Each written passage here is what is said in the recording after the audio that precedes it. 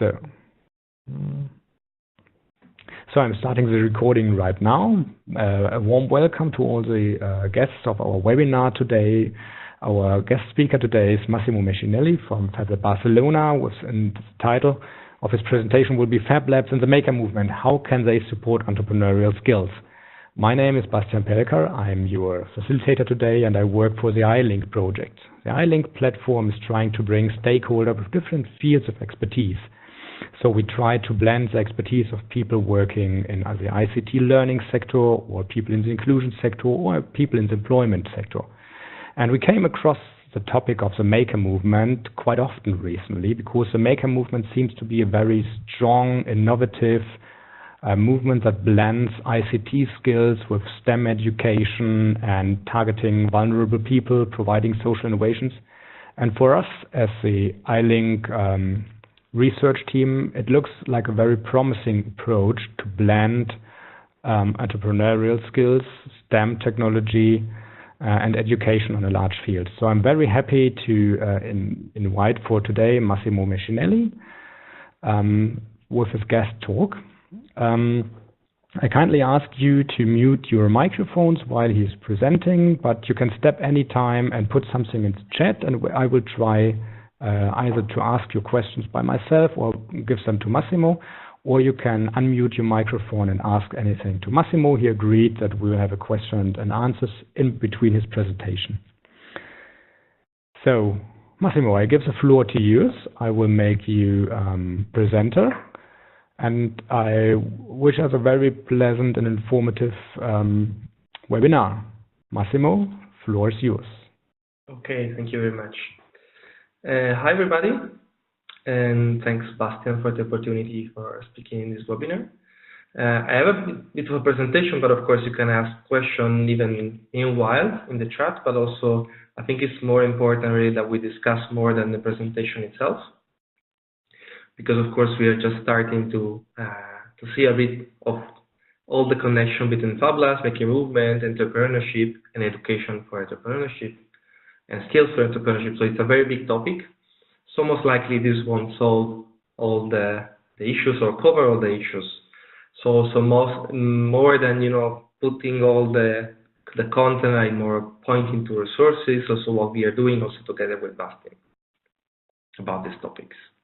And then later the presentation will be also live on the Make It website. So before getting there, right here you have my email, massimo@fablabsbcn.org. I work in IAC, the Institute of Advanced Architecture of Catalonia, in the FabLabs Barcelona.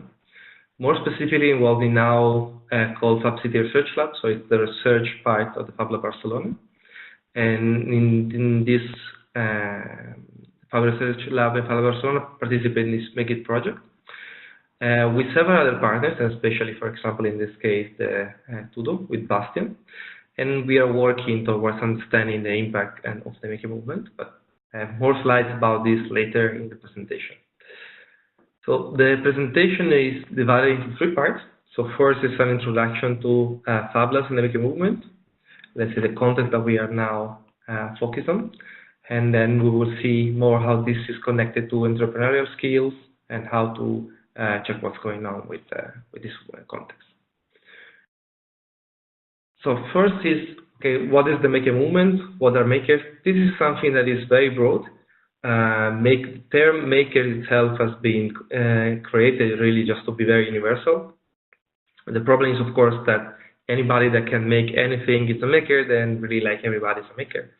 So who is a maker is something that we are still exploring, not just the researcher, but also the makers, and both researcher and maker. But let's say that at least we know that makers are people that, yeah, they do things, they do physical things, digital things, but also with physical things.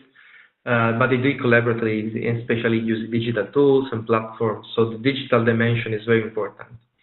And especially, for example, whenever we talk about digital fabrication, so let's say the big world where 3D printers or electronics are, we always talk about bits and atoms. So this is very a common way for saying, okay, we are working with bits and atoms. The very important thing here, more than say, okay, who's a maker, a craftsman, an engineer, a designer, an artist, is to really think about the digital dimension of what makers do and their tools, And it's important to understand that it's not just about 3D printing in terms that it's not just about the technology itself, 3D printing, because of course we have lots of cuttings, milling, and more technologies. But also because the digital part of this movement, of this revolution, really working as underlying idea. And for example, here you see something that I did years ago when I was a student, so maker student. This is a 3D scan of myself, and then it was later 3D printed. But the important things here, and of course, is we have to think that whenever we work with this technology, it's not only about transforming bits into atoms, so 3D printing, for in this case, but it's also transforming atoms into bits. So in this case, 3D scanning.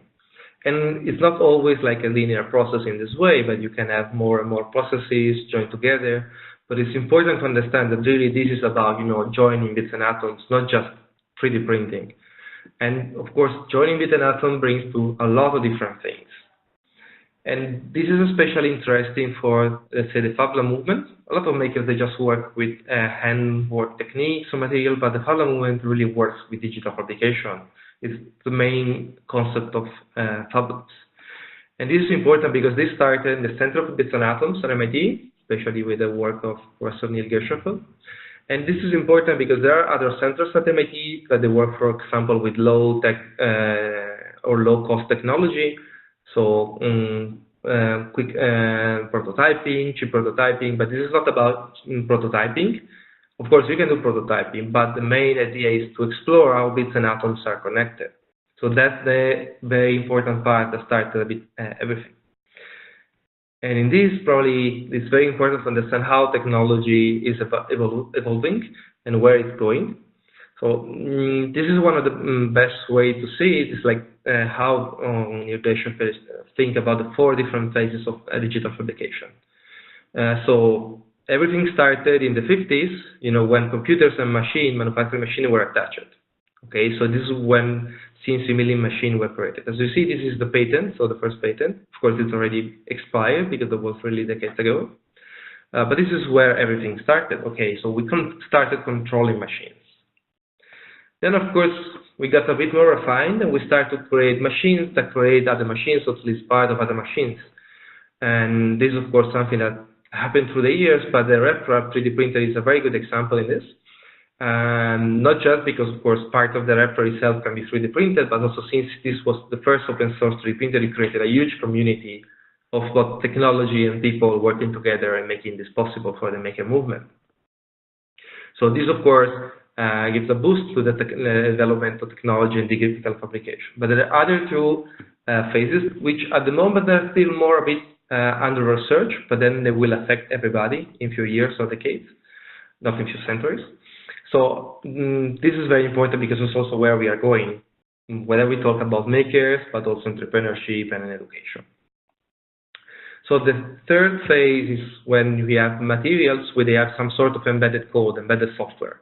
So here we have to think about an analogy, the Lego bricks, in order to understand that, because it's very advanced, so it's not easy to see that. The good thing about Lego bricks is that they already have a structure that, if you start putting pieces together, even if you do it, without looking at them, you can put them together. They snap together very well. It's because they already have a structure, a geometrical structure that, enable us to making things very easily. So think that you will have some materials at the molecular level. It is already structured in a way that you can snap pieces together. This would be basically like having a sort of a 3D printer at nano level, at molecular level, so it will improve what we can actually create. And then there is another phase, this is even more advanced. Here again, we need to see an analogy. That's actually, we're already working on that, but it's even more advanced. So we have materials also with a sort of embedded software. No, materials in some way already know a bit how to snap all the components together. But the idea is in the future, it will also have some sort of very small and, say, nano-level 3D printers or machine that can create things. So material doesn't just have instructions in the future about how to create things, but also the machines that will create things. So here the analogy is the ribosome. This is a part of the, well, not just human cells, but all the cells. It's just a small part that gets the RNA, which is a copy of the DNA, and basically create proteins out of that. So you have all the information coming in, and then you have materials coming out. So it's like a small factory, but on the cellular level. So why this is important? Because this is not just research. There have been also commercial entities started working on that. This is an example for a few years ago. Of course, the image is not real, it's just a rendering, but just to give you an idea, this is IDEO and universities and other companies, they are thinking about how to engineer bacteria so that they can create packaging. So for example, the idea of the step 3 and 4 is that you have some materials and some small factories, for example, bacteria, and you give some light, some electricity, some chemical substances, and they form some structure automatically. Okay, so this is like 3D printed, but at the molecular level. And if you have this commercial company already considering this, is that we are getting there very fast. An idea of all the FabLab network, which is started by accident, and is very present in any case, not just in FabLab, but also in Makerspace, in Hackerspaces. How do we democratize all of this? How do we make everybody, able to access all of these technologies and science? Well, in one way, we are giving access to technologies. I mean, the ones that are already available, or they're cheap enough to be available. But also the other way, and it's very important, you need to give access to information, to people with knowledge and support, to educational activities in order that anybody can understand now, can learn how this technology works. And now maybe we can work with 3D printers, like in this case, in the picture you see, but maybe in the future this will be with bacteria and other materials like nanotechnology. So we are starting to learn now how, not just how to make things now, but how this could be done in the future. And of course, the idea about all this movement and technologies that they're pretty universal. And actually, I mean, how to make almost anything is the course that started the FabLab network by accident. It is a course that is still active at MIT, like almost 20 years later, that basically generated all the idea and inspiration also for the FabLabs. But really what you can do, of course, is not really limited by machines, sometimes yes, but mostly limited by, of course, if you have time, knowledge, and resources. But you can really do very important projects, and very complex projects. This is an electric bus that was done a few years ago in FabLab Amsterdam. It's completely working FabLab, working bus. Of course, some components were made outside, but most of it was done in a FabLab. So this is a very complex project. It can be done. The problem is, of course, you don't always have probably all the time and money and people to work with you to do something this complex. But actually, this is also in some way transforming how we make things. And the other thing that's important about this democratization, that really we are getting toward that. So it's not just now we can make prototypes or we can make some small artifacts or even complex, but we are really going towards the idea of having very, very powerful manufacturing technologies. So this that you see here is an article that was done a few years ago by Make Magazine, the main magazine for the maker movement. They found a hacker that created here basically some specific bacteria. So they genetically modified some bacteria and put them in an orange juice. Now basically these bacteria, what they do is that when they get hit by light, they solidify orange juice. And then you put this into 3D printer that prints with light that usually would have been using, some plastic resins. But in this way, you can actually 3D print plastic objects with orange juice or tomato juice or something else. Actually, if you see in the picture, you see here the light. This is orange because it's the orange juice, but you see there is an edge being 3D printed, this darker shape into the orange juice. So this is important because what I showed you before, that seems to be very abstract, like, okay, bacteria, okay, the Lego bricks, or this is going to take place in some university. This is actually taking place. Even in some hackerspaces, in some garages, you already have access to this. And this is, of course, completely going to change a lot of practices in the maker movement, because now you're going to be able to 3D print with orange juice or tomato juice. You don't need to get plastic filament. The important thing about the technology of the FabLab network is not really just about the technology. Okay, so we always talking about manufacturing, technology, and science. The important thing is that this is a global network, it's a global community. So things started by accident, but now we have a global network. You see here, this is a map. This is FabLabs.io. This is the open source platform that connects all the Fab Labs worldwide. We have 1,200 labs and 12,000 users right now. So this is really a global place where everybody can connect in the FabLab network in terms of labs and users. So we are working a lot on connecting people, on coordinating and supporting in common activities. And this is actually what improve also the activities. It's not just about the technology, but it's the people that get together and use technologies. So the second section, we'll start seeing a bit how this maker movement, the FabLabs, they are connected with entrepreneurial skills. And let's see where we can move forward into this. So as I told you, there was this course at MIT, How to Make Almost Anything, that was started by accident because when the Center for Bitanetum started, he started this course in order to teach students how to use the machines, and then it became so popular that more people attended the course, but also more labs were created. And the Fab Academy is basically the same course, but this is distributed all over the FabLab network. It's not all the 1,200 labs that can do it, but I think we have 100 labs all over the world that can attend it. And the idea is that you have this distributed master course. So you will see this is basically a screenshot of the one of the classes. So you have people presenting, but everybody presenting their work. And what's interesting about this is that here basically you learn not just how to use the technologies, but also how to work in a lab, in a Fab Lab, not in a university lab. So you understand also how to work with all the people that are part of this global network. And this seems to be probably, let's say, the less important part maybe because everybody thinks only about technology. But what is important really here is that you really understand how to work in this place and in this global network. So usually when people ask how do people work in a lab, in a Fab Lab, usually say, this is not a factory where you know who is doing what, when, and how. This is a place where everybody could potentially do everything at the same time in the same place. And of course, because this is not about doing the same products, but in a very efficient way, this is about exploring all the potentialities. So most of Fab Academy is not just about the technology, but it's also about learning how to work with other people at the global level. And actually, this is very important because also this activity is also what created the core of the Global Fab Network, because it's where been people discussing what to do, how to do, and knowing each other. I've been also a student of Fab Academy and also been a instructor of Fab Academy.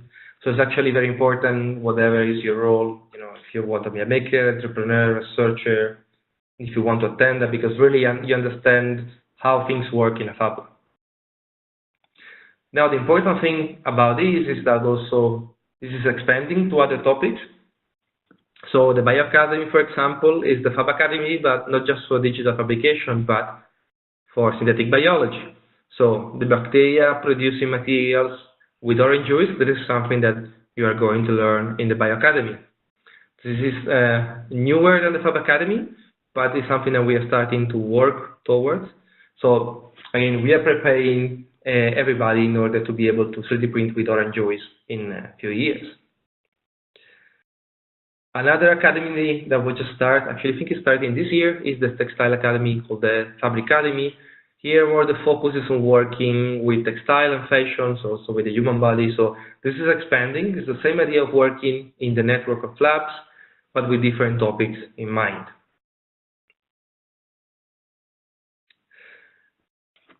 So in order also to understand the entrepreneurial skills, so at least it's what can be done with Fab Labs, making movements, education, skills, entrepreneurship, is which kind of people are actually these entrepreneurs. Okay, skills, but for which kind of entrepreneur. And this is important because I started before by saying, okay, there are a lot of type of makers. It's not clear which are the makers who are. I would say probably, at least from my experience, this is mostly about people who are digital craftsmen, independent designers or engineers. So people that they start to do things on their own. They mix digital technology and craftsmanship. It's really much less of factory that produce a lot of things, but more about exploring what you could be doing on your own and also in collaboration with other people, but more with this idea of exploring also as a craftsman. So the picture that you see, this is a test that some students of mine did a few years ago when I was lecturing digital fabrication in Helsinki, in Aalto University. So they created a packaging for a piece of chocolate that was also 3D printed in 3D, and the packaging was done with laser cutting. And interesting thing that they also tested with paper, all the different kind of work that could be done with laser engraving. So this work is more about being a craftsman and testing materials and doing it in your own without asking a company to do for you, more than a factory that does things. So this is important also because I studied industrial design, and of course what I was told, that was like 10, 15 years ago, was okay, you design something, but then factories will produce that for you. You don't care about marketing, you don't care about engineering, you don't care about a lot of things. Now actually what people are doing as makers is like they start to learn about a bit of everything. So it's not only about you design something, somebody else make things, and not even just about you design and make things, but you need to understand marketing, manufacturing processes, economy, ergonomics, and so on. This is important also because what the Fab Academy does, it doesn't give you just the more specific knowledge about technology, but it teaches you a bit of all technologies. And if you know a bit of other technologies, even if you're not an expert in all of them, you at least know what you should ask other people for. So that's very important. This is a very big change in the way you can make some entrepreneurial skills. You're not just a cog in the machine, but you start to be, more the machine and connected with other machine, if you want to keep it with that analogy. So most of these are also made possible by tools also to democratize making, to democratize also learning. And a very big example is Arduino. This is also one of the tools that actually started everything. It was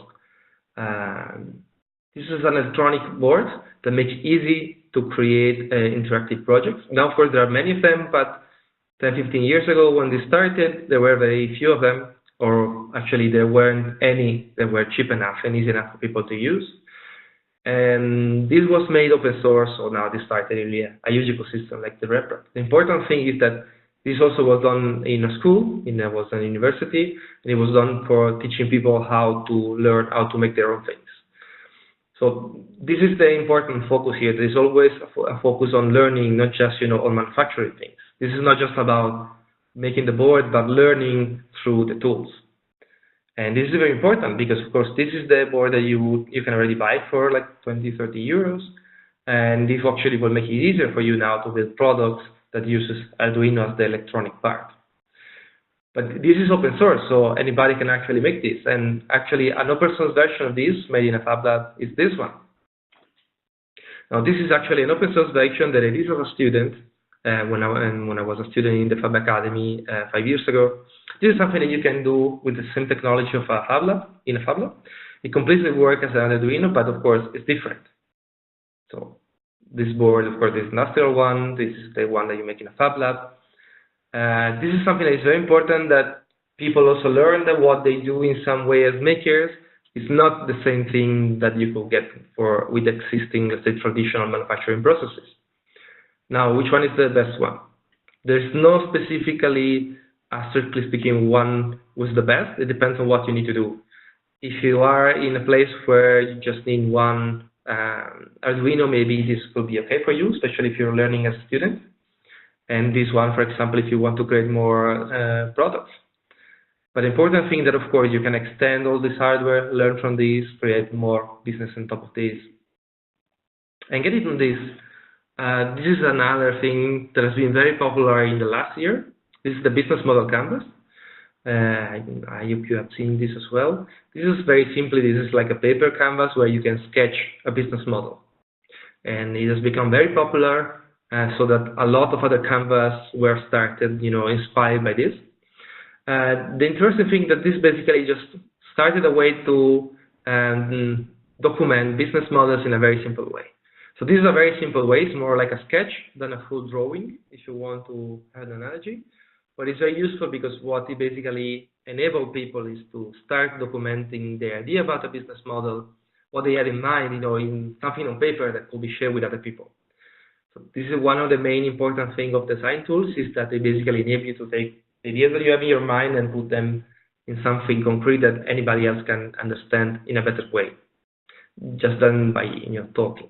So this is important because basically you're not an entrepreneur, with a lot of experience and all the tools if you use the business model canvas, but this is the first step to go there. And again, it goes to with the idea of democratizing how you can make things and also how you can make businesses. And this also changes the role, so you're not again just the designer, just the engineer, or just the maker. You also can become an entrepreneur, because if you design something, you create something that can be done in a FabLab and everywhere, even maybe it's open source, and you have to think about marketing. So then basically you're starting to become the entrepreneur that makes everything. So at least to understand how all the pieces fit together, and this is a very good place to start from. So what's now the connection between makers and entrepreneurship? What's the situation? Of course, this is something a bit unexplored. Here I'm sharing something that I've been doing in the past years, and just so that you can get an idea about, some reflection, some data.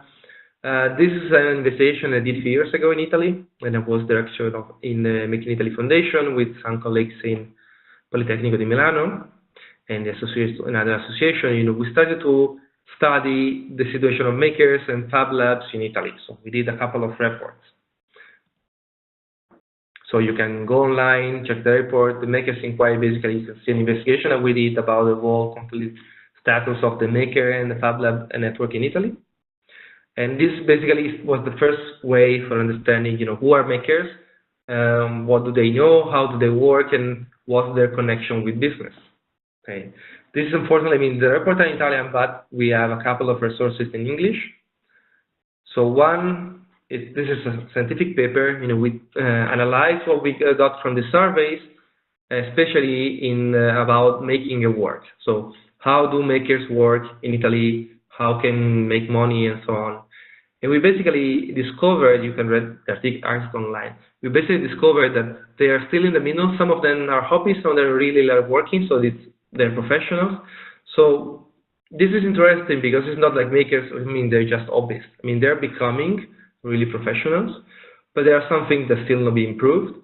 It's really actually, if you see the statistics, most of the makers are actually people who are in the working ages, so more than even teenagers, like people who are more than 18 or 20 years old. So people are really like working. So there's a strong connection with making it work. But at least in Italy, we find also there is a connection with local traditions. So there are more makers and more labs when you have a strong tradition of manufacturing. So there is still something that is important to understand, is that this is not completely new. Making an entrepreneurship is not completely new, but we are going towards, becoming something new or a bit more detached from tradition, but still we are in the process. We also elaborated this in another paper. This again is in English, so there are a few sources you can get in English about the connection with making and design schools, at least. And of course, we've seen that there are a lot of connections. So these are places where actually a lot of these entrepreneurial skills are starting to be formed right now. A lot of schools are starting to have their FabLabs, so where the students can make things, but also they change the focus in a way that, of course, they try to make the students think about, how can we learn not just how to make things and design things, but make business out of this. And now we get to the last part. This is more about the Make It project. It's about trying to understand all of this, where we are going and so on. And I'm sharing this because it's more what we are working at the same moment, also Bastian, so maybe you also would like to add something later. But it's also some more input that could be useful, and then probably we can have more questions from you directly. So Make It is another Horizon 2020 project. We are actually about to end in a couple of months, 2-3 months. So we are in the middle of analyzing all the data we get, but we already have published some of the results. An important thing, what we are trying to do with Make It is try to understand the impact of maker movement, how they use digital platforms. So this is another maybe small contribution, but how can you be as a maker and create your project and use digital platforms and have an impact? how how we move from being hobbyist to being an entrepreneur in this case, for example. And you want also to see also the social dimension. We want to focus also on that. It's not just how many Arduino can I sell, how many 3D printed objects can I sell, but what is my social environmental impact whenever I do this. So one of the main things is the framework that we have adopted in Make It, which I think is important not just for Make It, but even for the future, for in any case to understand what we are doing, is try to have this focus. So moving from just, okay, we do something, we do an artifact, but how do we work together with other makers or with companies, with researchers, businessmen, and so on? What is the organizational governance of our projects? Okay, so we start a new project that we want to put, for example, on Kickstarter and so on. We want to do the lab, how the design and manufacturing is organized, how it's governed.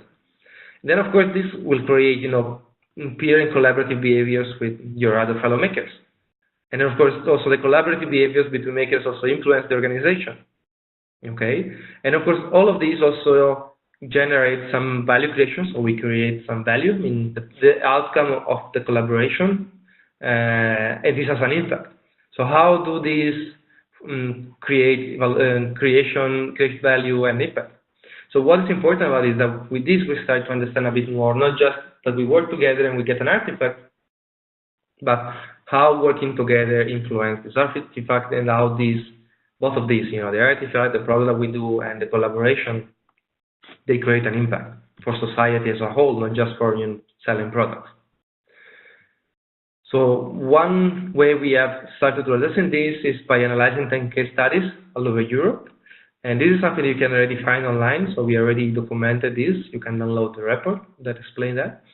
And of course, you see from FabLabs to companies from Southern Europe to Northern Europe, so it actually should be probably interesting to everybody. And then this was the first analysis. Then the case studies were analyzed in connection between each other, so it was cross-case analysis. So this is something that we already published, but we are working on more results. But this is something that you already found online. And more will be published soon in the next month, because we are completing in this month. This is something that we just published. I published as a blog post here, but actually this is based on a scientific paper, and actually there's an open source software they created for this. That I think is also one example of this idea of learning how the collaboration and governance influence what we do, especially in the connection with makers and platforms. So how can we understand how people collaborate in digital platforms, especially maker and digital platforms? So it's not easy, because you can say, okay, yeah, we work together, I don't know, in Google Drive on Facebook, and we get an outcome, but how do really the collaboration influence this? So in my case, what I did, and this is also based on a bit of previous experiments, but now with Make It Magic, a complete also software and research, is how do people work together, for example, in GitHub, the online platform for developing open source software. How do people work together in that, and how this collaboration, influences the outcome? Okay, so maybe as maker, we have a project on GitHub, we work together there, and then we get something, but how really did we work together in that? How all the platform also influencing this. So let me make you some example. This is the analysis of the FabLabs.io platform that I showed you before. This is what we call social network analysis. So here we mapped the interaction between people. And then this is important because you also try to understand how they connected and how really work it. So this basically are all the people that work it in the development of FabLabs.io, but you see clearly like few things. So first thing on the left, on the top left, you see there are a lot of people that they have a very small size. These circles are people, and they are not connected to each other. So these are people that are actually watching what's happening, but they don't do anything. And it's like also the people are this. And then if you see the other part, these are the people that work it. Is actually on the top, on the bottom left is actually more the people that interacted with the platform, while on the bottom right you have the people that work together. Here you see that only like few of them, they are green. Green means these are people that really work with the software. The other one, they work on the discussion. They help the discussion, but they didn't work really on the project. And then you see also who were more active than other people. So in case you see there is a very strong arrow, these are the main two developers that work together. Actually, one node here, the big node here, I think it's me, but mostly because I work in integrating the work of people or managing or facilitating them. And why this is important? Because you want to know that, okay, do we want to have more improvement in the platform? Okay, then we need to have these people that are not interacting to be participant with the other people. And it's also very important to understand, what is the practice that we are doing and how this changes through time. So, for example, we can plot also through time with the software they did. And here you see, for example, how do they collaborate through time. And also we change with different color, we highlight a different kind of work. So, for example, this project started in October, but at the beginning it was just one developer. So, of course, we didn't say he collaborated with himself. But collaboration started in 2015, mostly with the software, and increasingly with discussion with users and other people. So the green one is discussion with other users, and the red one, is organization of this discussion.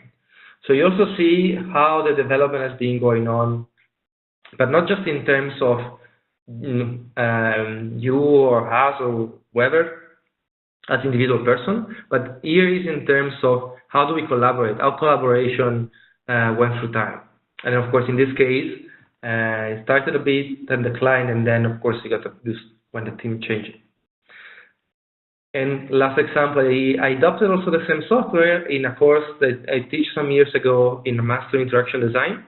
And I use this with the students also to show them, of course, that it's not just they can use the GitHub as a very good platform to work together, but it does also some side effects, for example, about learning.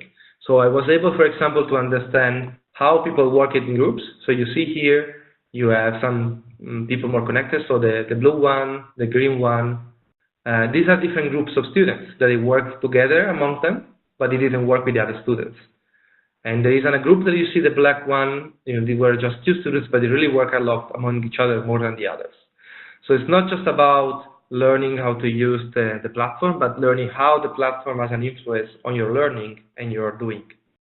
And this is also where we see more that, learning how to be entrepreneur is also learning how to improve that, not just how to make products and sell them, but also the impact and the collaboration and the social dimension of all of this. Thank you. This is mainly the presentation. So now I'm open to questions from your side. Thank you very much, Massimo. And I would give the floor first to our guests. Is there anybody with a question? Just put a question into the chat window, or raise your hand, or speak into the microphone if you have any questions. Or in the meanwhile, Massimo, while our guests are considering their question, I have a question towards you. I just heard you talking about the different academies. You said there was something like a textile academy, a bio academy, a 3D printing academy. In how far can I think of these academies as separate institutions, or are they within one entity? So if I'm interested in a solution for a problem, I'm not so much interested in, is the solution textile, or is it bio, or is it 3D printing, but I want a solution for my problem. So the thinking of different academies, isn't it a little bit worse to problem solving? Well, there are more or less, let's say, there's the same community behind academies. Some of them, they have overlap of people working together in the organization, so they're not completely separated. Mm-hmm. On one side is, of course, the idea about this is that they give you at least, the basic minimum knowledge that you need to work, in developing this project. But they don't really go a lot into the, let's say, the methodology. It's more about how to use technologies, and you have this experience. And on one side, if you want, is mainly the legacy of this more focus on technology. On the other side, as a designer, probably also what I study at university is more about methodology of addressing some issues.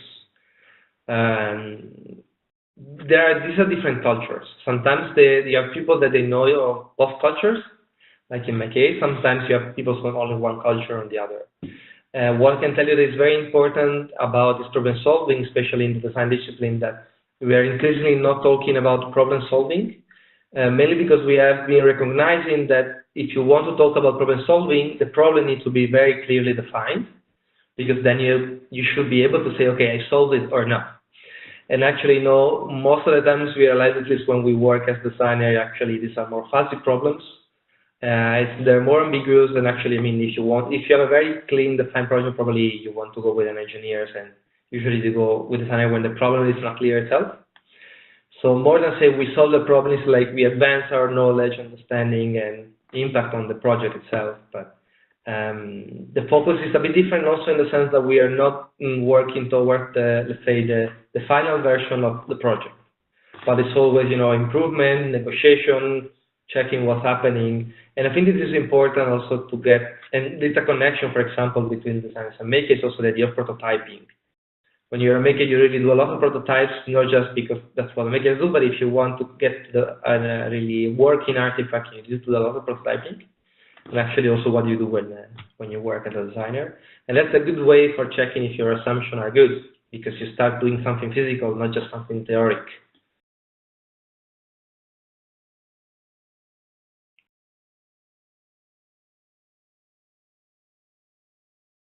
We cannot hear you, Bastian. I guess you're mute. Sorry, I muted my microphone. Okay, if there aren't any questions from the crowd, here's another one for me. I was interested in the part when you said, as a designer, you were used to design something and give it to an industry and they print it for you. But today, your job as a designer looks a little bit different. You think about the design, about the fabrication as well, and about the marketing, about the finance and everything. Do you really think that's productive, or is it professional? Because the division of labels, as we see it, one does the fabrication, one does the calculating, one does the budget, one's the designer. It has some pro arguments, doesn't it? So what are the pro arguments for doing everything by yourself? Well, most of the time you're not just doing by yourself. Actually, you're creating a group of people. The main issue is, let's say, resources, which is not just about money, but also time, people. But for example, if you want to do a very small project on your own, you can do that. If you want to do the electric bus, you will need some help, because maybe you don't have some knowledge, you don't have some time. And also that's the same when you do even a project on Kickstarter. Maybe you start on your own and then you realize that a lot of people ask for your project, they give you money, and then you really need to scale up, and then you need people helping with that. So it's not that now it's, everybody on her phone is phone and then we know everything, because of course it will be good to know everything, but it's really hard, if not impossible. But the change here is that basically you learn a bit more about what you're doing and also how it is connected to the other people's working. So my point here is, for example, when I studied university, end of the 90s, there were a lot of manufacturing companies when I studied in Italy. And then, of course, all the professors told me in university, then you graduate and then you go to work with them. They're very structured companies, so they do, the engineer does this, you do this, and then they produce that. Then I graduated and everything was outsourced to China. And then, of course, a lot of things changes. So you can have the luxury to ignoring what's going on in your project if you are in a big organization, and then you cannot focus on this because somebody else will do. But if you're doing it on your own, you will have to learn that. And even if you're in a small group, you have to do that. I mean, we know, for example, design that if you go and work in a company, it's not the same that you work in a design agency, because in a sense you really need to know a bit of everything. So it's different the way you specialize.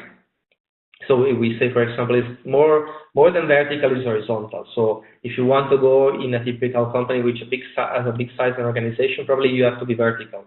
So you have a very specific knowledge, how to work with this kind of plastics. I have some friends that they do this work. They are really good at understanding how to work with some plastics. But if you are also starting a project on your own as an entrepreneur, it's difficult that you say, okay, I'm an entrepreneur, I already have 100 people working for me, so they already know what to do and so on. So mostly, especially when you start, you need to know a bit of marketing, a bit of design, a bit of engineering, and a bit of management. So these are all things that are important, especially when you start.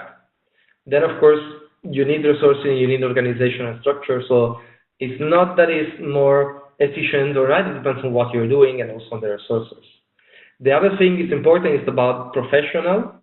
It depends on who defines professional.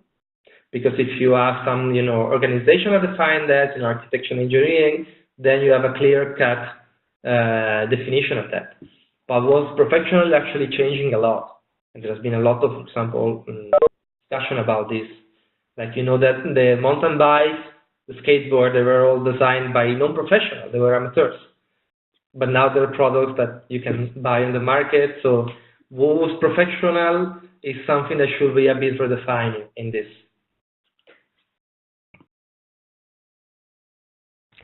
Okay, thank you very much. We have a question from CP Bilkelo, who is asking us, or is asking you, if you could elaborate on some more examples of product development or companies that are coming out of FabLabs or makerspaces. Do you have any good examples for him or her? Well, the first examples are about mostly more technology than other things. For example, 3D printers like Ultimaker is a very good example of the 3D printers that are commercially available, and this started in the Protospace, which is a FabLab in Utrecht, in the Netherlands. In FabLab Barcelona, we have the Smart Citizen, which is an electronic board for measuring the quality of air and having citizens participating in smart cities. And this is slightly more as a company. There are a lot of other examples. I think we have some in Make It in the case studies. For example, for MapLab in Vienna, there were some examples. Sometimes they are more with technology, sometimes they're a bit more with design, but of course, I would say there are not like probably thousands of examples, because first we will have to go and check with all the labs what they've done, if they're really successful. But yes, we do have some of them. And usually, I mean, what we know, at least in the FabLab network, is that it's harder than as a FabLab you have your own business. Mostly when it grows in size, you need to have a business, and it goes outside of the lab. Because on one side, you don't have the time and energy for doing the business, but also for manufacturing. If you want to produce more objects, more artifacts, then you need to start using other services as well.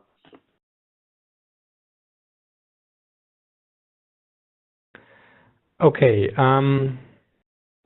Does that answer your question, Bilkelo, CP Bilkelo?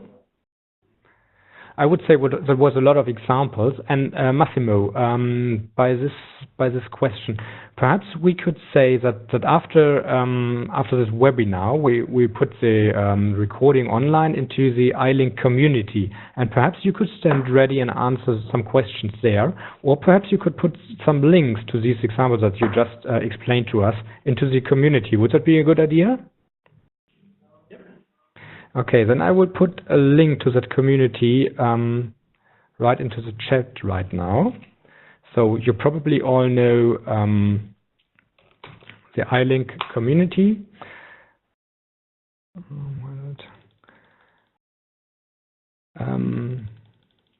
Okay, if you follow that link, you come to the community section of the I-LINC platform, and if you register there, you can go to the Makerspaces and FabLabs community. It's already pretty crowded with some makers there. If you register, you could access any content that is put there, and we will ask Massimo to put links to the different projects and initiatives there. Okay. There's another question from Svanborg. Svanborg asked if the recording will be available. Yes, we will do our best to put it on the I-LINC platform by tomorrow, and we will share it through our YouTube channel. Okay. So there aren't any more questions right at the moment.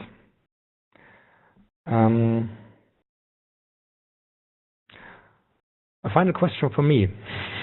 In the I-LINC project, we are developing a platform as well, and I was very interested looking at what you just explained about how our communities are working together and how strong ties and weak ties are evolving between members of the community. What would you say? what is a good approach to bring people with different interests and different fields of expertise together? Because in I-LINC we try to bring together teachers with makers, with people from the employment or agencies and inclusion. So we try to bring together people that are working against youth unemployment and try to bring ICT skills to youth in order to raise their employment skills. You as an expert in platforms, what would be your suggestion of how to bring interest to these different people? Well, then my answer is very little technological oriented, but more human oriented. Usually it's very good when you have people with different backgrounds that they can get together. It's very hard, but it's where you get most of the more interesting results. But mainly the main issue to manage this is to understand the different backgrounds.